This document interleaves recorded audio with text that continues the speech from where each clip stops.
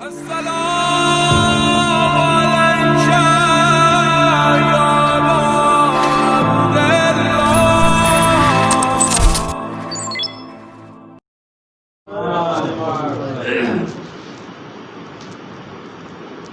گرامی قدر، ماتمداران مظلوم کربلا،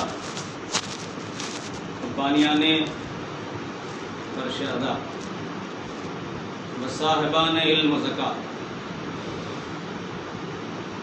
جتنے قدم چل کے آپ آئے ہیں، ہر قدم پہ پروردگار عالم آپ کے نیکیاں لکھے اور آپ کو ان نیکیوں کے صدقے میں دنیا کی ہر مصیبت، ہر وبا، ہر بلا سے محفوظ رکھے۔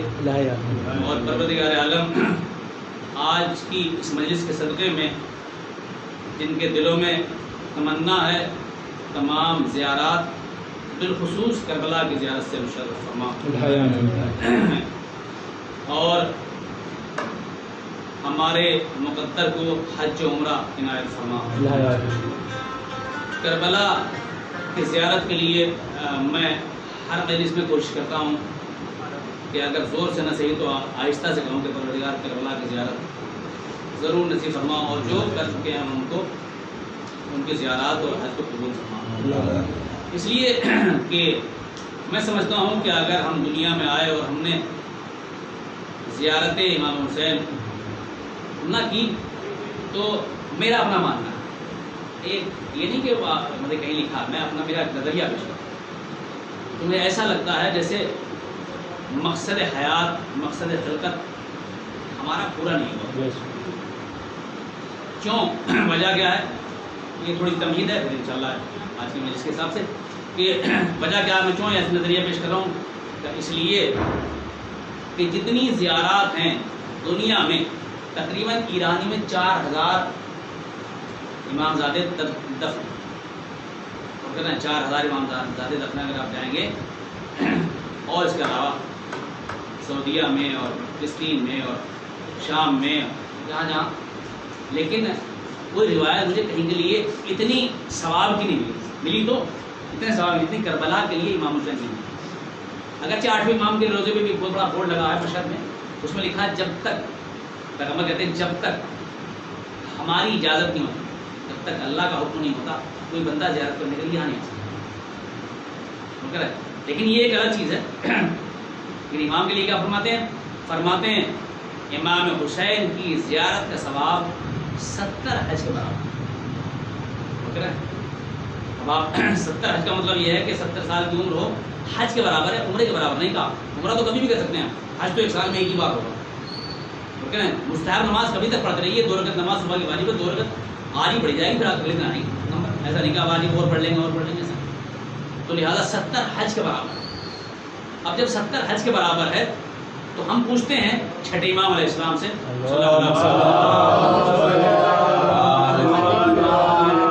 کہ ہمارے پاس تو پیسہ نہیں ہے کربلا جانے کے لیے مثلا، تو فرماتے ہیں قرض لے لو، کربلا آؤ، اس کے ہم ذمہ دار ہیں، ہم ادا کریں۔ کہا اچھا حج کے لیے قرض لے لیں کرنا، اس کے لیے مستطیع ہونا شرط ہے، مستطیع ہونا شرط ہے۔ مستطیع کا مطلب استطاعت رکھتے ہو، کعبے تک، مکے تک جانے کا خرچ آپ کے پاس آلریڈی موجود ہو، آپ قرض لے کے نہ جائیے، بلکہ اگر محلے میں کوئی غریب ہے اس کو بھی کچھ دے کے جائیے، تاکہ وہ یہ نہ کہے کہ حج تو کرنے جا رہے ہیں ہم تو بھوکے۔ مجھے ذرا گرامی کا حج کے لیے شرط ہے کہ آپ کے پاس جو ہے پیسہ ہو، لیکن زیارت کے لیے شرط نہیں ہے، بلکہ زیارت میں کہتے ہیں ہم خود اس کا جو ہے قرض ادا کریں گے۔ تو اب اس لیے کربلا کی فضیلت ہے، اسی لیے میں آغاز کرتا ہوں، اور وہاں بھی جناب عباس کا روزہ چکمگاتا ہوا۔ آج جناب عباس کے اوپر مجلس، میں سمجھتا ہوں اگر میں مجلس جناب عباس کے اوپر پڑھوں تو کم سے کم مجھے 1.5 گھنٹہ چاہیے، مجھے دیر نہیں پڑھنی ہے، شاید نماز سے پہلے ختم کر دینی ہے۔ میں ساری باتیں نہیں پڑھوں گا، کچھ چھوٹی چھوٹی چیزیں پڑھوں گا، اس لیے کہ غازی تو بہت بڑے نامور دلیر کا نام ہے۔ میں یہی سے شروع کر دوں لفظ غازی سے، تو تبھی بہت دیر ہو جائے گی۔ مثلا غازی یہ لقب کہاں ملتا؟ یہ لقب ملتا ہے میدان جنگ میں، گھر میں نہیں ملتا۔ گھر میں اگر کوئی کہے تو آپ نام تو رکھ سکتے ہیں بچے کا، لیکن لقب نہیں بن سکتا۔ نام رکھنا اور ہے، لقب بننا اور ہے۔ اچھا ٹھیک ہے، یہ جناب غازی ہمارے، میں نے کہا غازی آپ کے تصور کیا کہاں گیا؟ آپ نے کہا جناب عباس. میں نے کہا کیوں, وجہ کیا؟ کہا اس لیے کہ غازی تو اور بھی تھے. کیا غازی جناب شیش نہیں تھے؟ کیا غازی جناب نوح نہیں تھے؟ کیا غازی جناب ابراہیم نہیں تھے؟ کیا غازی جناب حمزہ نہیں تھے؟ کیا غازی جناب مولا علی نہیں ہیں؟ کیا غازی امام حسن نہیں ہیں؟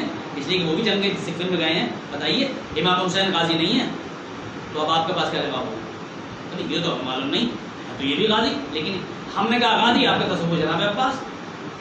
تو کہہ رہے ہیں ذرا گرامی, اس کا مطلب یہ ہے کوئی نہ کوئی ایسی منفرد, کوئی نہ کوئی سب سے جدا گانا, سب سے الگ ایسی خصوصیت ہے جناب عباس میں کہ جس کی وجہ سے آپ کو غازی کہا جا رہا ہے. ذرا گرامی, تو ایسا بتائیے کیوں کہا جا رہا؟ اس لیے کہ سب نے علم اٹھایا ہے اپنے ہاتھوں کے ساتھ, لیکن جناب عباس کے بازو کٹ گیا پھر بھی علم بلند ہے, علم چھو نہ سکتا. اس لیے آپ کو غازی کہا ہے. یہ لقب میدان جنگ ملتا ہے. اور علمدار بھی جو ہے کسی کو نہ کہنا. میں نے کہا علمدار, آپ کے ذہن میں کیا آیا؟ جناب عباس. بہت ساری چیزیں جڑ گئی ہیں ان سے, بالکل جو ہے وہ ملحق ہو گئی ہیں. اردو ترجمہ اس لیے کرتا ہوں کہ بچے بھی سمجھ لیں. اگر میں کہتا ہوں ان سے ملحق ہو گئی تو مشکل ہوگا سمجھنا. ساری چیزیں جڑ گئی ہیں, نہیں ملحق ہو گئی ہیں, مل گئی ہیں ان سے. ہم نے کہا علمدار, آپ نے کہا جناب عباس. تو ایسا کیوں؟ علمدار اور نہیں تھے کیا؟ سب سے پہلا علم میری نالج میں نے پڑھا تاریخ اسلام میں, سب سے پہلا علم جناب شیس علیہ السلام جنت سے لے گئے. علم یعنی پرچم. یہ الگ بات ہے کہ وہ کس طریقے کا تھا اور کربلا میں کس طریقے سے تھا اور اب کس طریقے کا. جیسے عبادت ہر دور میں بدلتی رہی عبادت. اب کوئی عبادت نماز کا نام ہے, روزے کا نام ہے, حج کا نام ہے, زکوٰۃ کا نام ہے, نام تک بدلے گئے. زکوٰۃ اب کہتے ہیں کس کو؟ مال کے کچھ حصے کو. نماز اب کیسے کسے کہتے ہیں؟ جو پڑھی جاتی ہے صبح میں, جس کے جو کچھ ارکان ہوتے ہیں, جس میں سجدہ قول ہوتا ہے. پہلے صلاۃ دعا کے معنی میں استعمال ہوتا تھا. اب جو ہے حی علی الصلاۃ, جلد آؤ نماز کی طرف. اب صرف نماز کے معنی میں استعمال ہوتا ہے. پہلے زکوٰۃ نمو کے معنی میں استعمال ہوتا تھا. یہ اصولی بحث ہے. پہلے زکوٰۃ اس کے معنی میں نمو کے معنی, نمو کیا یعنی کوئی چیز کا, کس چیز کا زمین سے نکلنا پڑنا, اس کے معنی میں زکوٰۃ استعمال ہوتا ہے. اب اگر ہم کہیں گے تو اس معنی میں استعمال ہوتا ہے. اب تو مال سے کچھ نکالنا اس معنی میں استعمال ہوتا ہے. بس ایسے ہی میں عرض کر رہا ہوں کہ پہلے جو ہے وہ عبادت اور طریقے کی تھی, اب اور طریقے کی ہے. عبادت کے طریقے بدلے, پرچم کا طریقہ بدلا. مثلا ایک اور مثال ملاحظہ فرما لیں. جناب ابو ذر جب تک ایمان نہیں لائے تھے تب تک آپ ایک چادر اوڑھ کے عبادت کرتے تھے. صبح صبح چادر اوڑھ کے لیٹ جاتے تھے, کچھ نہ کچھ کہتے تھے, اللہ تو سچا ہے, جو بھی کہتے ہوں اسی کا نام نماز تھا. ہر دور میں عبادت کے طریقے بدلے, پرچم بھی بدلے. کبھی کالے پرچم, کبھی پنجے کے ساتھ, کبھی بغیر پنجے کے. کبھی آپ دیکھتے ہوں مختار نامے میں دیکھا ہوں کہ کیسے کیسے پرچم بنائے گئے. تو ایسے لیکن علمدار, سب علمدار, ہم کہیں کہ علمدار یہ بھی ہیں. جناب شیس بھی جو جناب سب سے پہلا علم لے گیا. پھر اس کے بعد جو ہے سارے جتنے بھی علم لیتے رہے, میدان میں جاتے رہے, علم جمع کراتے رہے, لیکن کسی نے اپنے نام سے علمدار کو نہیں جوڑا. اپنے نام کا جز کوئی بنا نہ سکا. اس لیے کہ جناب حمزہ کیا کم بڑے علمدار ہیں؟ کیا میدان میں نہیں گئے؟ امام حسین سے پہلے شہید اعظم ہیں. امام حسین کی بات نہیں, امام حسین سے پہلے سب سے بڑے شہید وہی ہیں. لیکن امام حسین کے بعد سب سے اب وہ امام حسین سب سے بڑے ہو گئے, لہٰذا انہوں نے بھی اپنے نام کا جز نہیں بنایا. تو یہاں بھی یہی کہوں گا کہ علمدار آئے, سب جو ہے جمع کراتے رہے, علم لیتے رہے. پھر یہاں تک کہ مولا علیہ السلام نے بھی, جبکہ میں مولا علی کی شان میں ذرا کسی بھی شان میں معصوم ہے, ہم بول ہی نہیں سکتے, لیکن آپ مولا علیہ السلام سے بڑا سکون کون سا ہوگا جس نے مانگا ہی جناب عباس کو نماز شب میں, نئی فکریں, نئے جذبے, نیا احساس مانگا. جو سونا خاک کو کر دے وہی الماس مانگا ہے.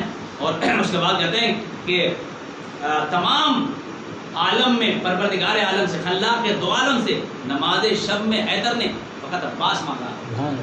جناب مولا کو مانگنے کی ضرورت نہیں تھی کسی اور چیز کے, اس لیے کہ وہ مولا کیا مانگے جو کعبے میں پیدا ہوا. وہ مولا کیا مانگے جس نے پیدا ہوتے ہی توریت کی تلاوت کر دی. اس کے پاس علم ہے کہ نہیں ہے,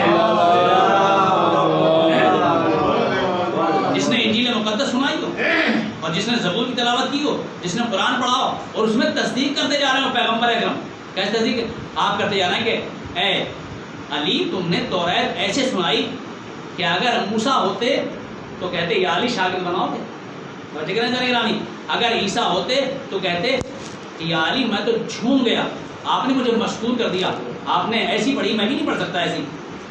اور جب آپ نے زبور کی تلاوت کی ہے تو جب جناب داؤد تلاوت کرتے ہیں پتہ ہے اس وقت اگر جنگل میں تلاوت کرتے تھے تو آپ چرند پرند سب کتنے اکٹھے ہو جاتے تھے اور سنتے تھے زبور کو جناب داؤد سے۔ اور آپ نے سنا ہوگا اگر کوئی پڑھتا ہے تو کہتے ہیں کیا لہن داؤدی میں پڑھ رہے ہیں آپ، لہٰذا بہترین لہن تھا، لیکن اس کے بعد پیغمبر نے فرمایا کہ جناب داؤد سے بہتر آپ نے زبور کی تلاوت کی، یہ کمال علی ہے۔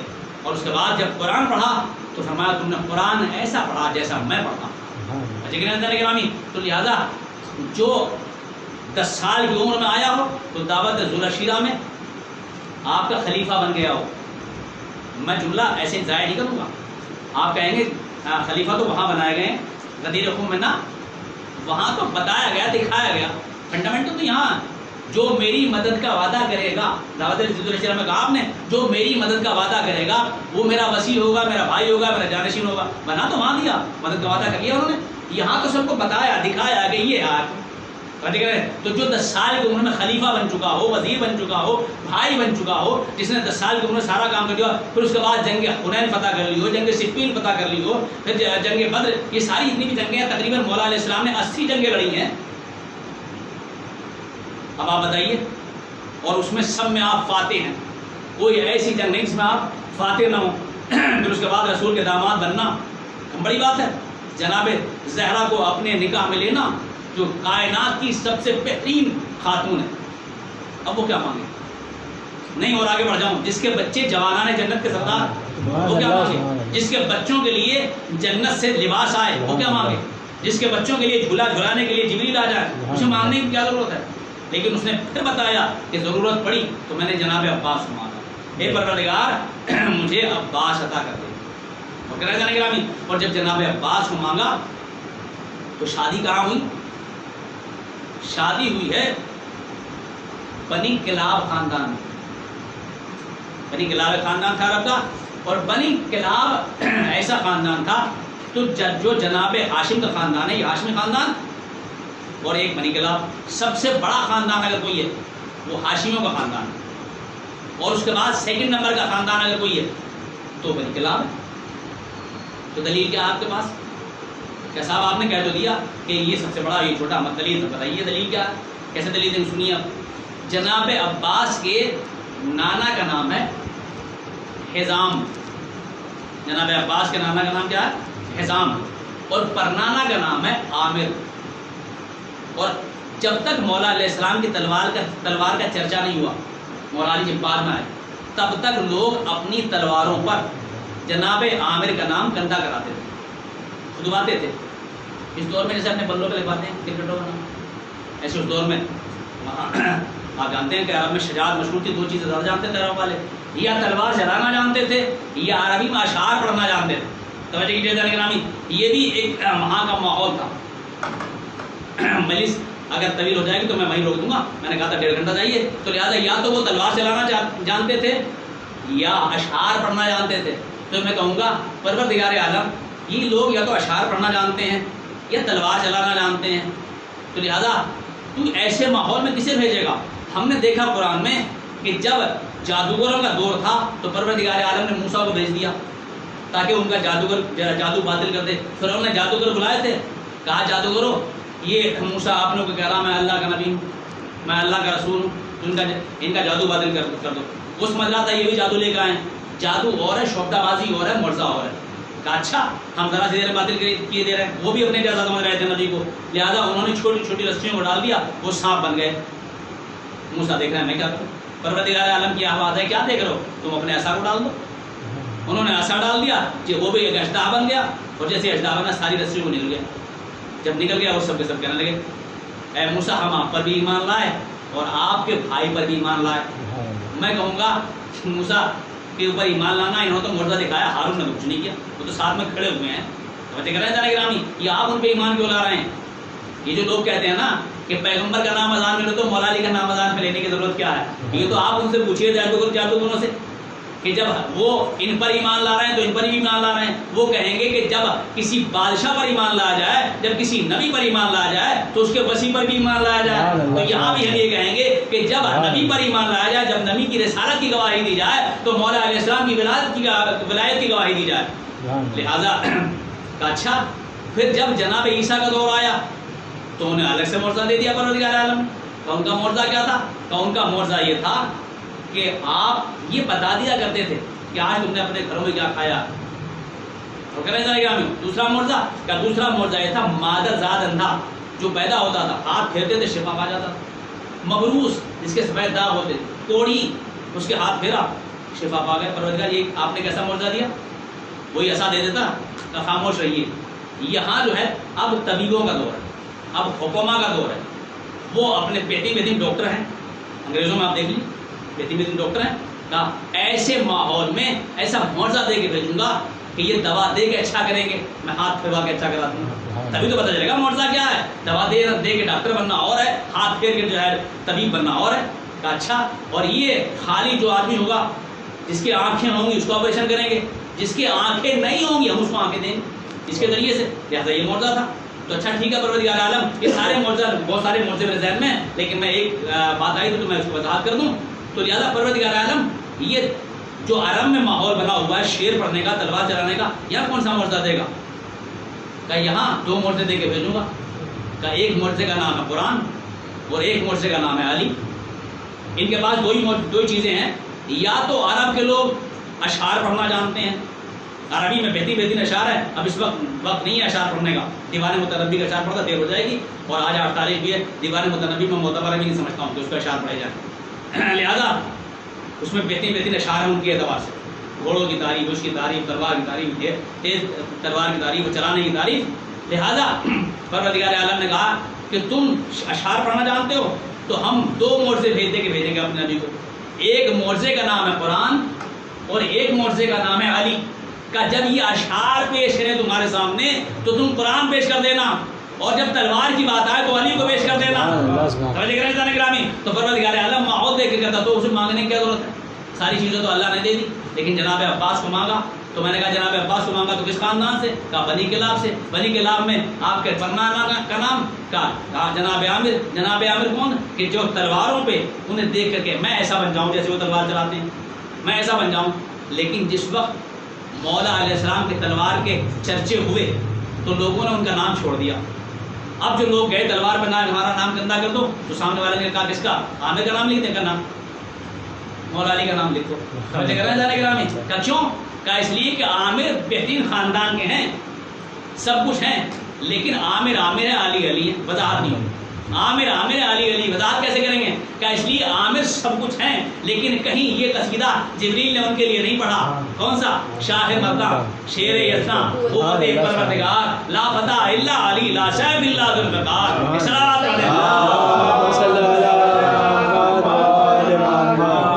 ایسے باپ کا بیٹا ہے عباس، ایسے باپ کا بیٹا عباس ہے. اب آپ اندازہ لگائیے. میں اور آگے لے کے جاؤں، شادی پڑھوں گا دیر ہو جائے گی، لیکن لے کے جاؤں کتنے بڑے جناب عباس کیسے ہمت والے تھے. اس لیے کہ مولا علی کا خون ہے نا، اور جناب ام البنین کا شیر ہے، دودھ جناب ام البنین کا بہترین خاندان ہے. اور اس کے علاوہ جناب عباس کی فضیلت یہ ہے کہ جناب سیدہ نے اپنا بیٹا کہا یہ میرا بیٹا. اب آپ اندازہ لگائیے ایک مرتبہ یہودیوں کے باغ میں جناب مولا علیہ السلام پہرا دے رہے تھے. آپ جانتے ہیں کہ آپ مزدوری کرتے تھے، کبھی پانی دیتے تھے، کبھی جو ہے پہرا دیتے تھے. یہودیوں کے باغ میں پہرا دے رہے تھے اور اس میں لوٹنے کا ڈر تھا، اس باغ کو لوٹنے کا ڈر رہتا تھا. تو انہیں پتا تھا کہ سب سے دلیر اگر کوئی دنیا کے اندر اس وقت ہے اس کا نام علی ہے. چاہے ہم سے مزدوری زیادہ لے لی جائے لیکن باغ میں پہرا علی سے دلوایا جائے. اور جب علی پہرا دے رہے تھے تو اس وقت جناب عباس کا سن بھی تقریباً 20 یا 22 سال کا ہو. 20-22 سال کا بہت بڑا جوان ہوتا. ابھی آپ سمجھیں گے نہیں 20-22 سال کا کتنا جوان ہو. میں جنگ صفین کی ایک بات کہوں سمجھ میں آ جائے گا. جب جنگ صفین میں آپ لڑنے کے لیے گئے تو 12 سال کے تھے. کون؟ جناب عباس. اور جب 12 سال کے تھے تو آپ نے اپنے باپ کے کپڑے پہنے تھے مولا علی کے، اور مولا علی کے جو کپڑے پہنے تھے تو لکھا اس میں بدن چھلک رہا تھا جب آپ چھلک کیا رہا تھا، مطلب اتنا پھنس کے آ رہا تھا کہ اگر انگڑائی لے لیں جناب عباس تو ایسا لگتا ہے پھٹ جائے گا۔ 12 سال کا یہ عالم تھا تو پھر 21 سال کیسے ہوں گے، 22 سال کیسے ہوں گے؟ جب 21 سال کا یہ عالم تو پھر 32 سال کے کربلا میں اس وقت کیا عالم رہا ہوگا آپ کا؟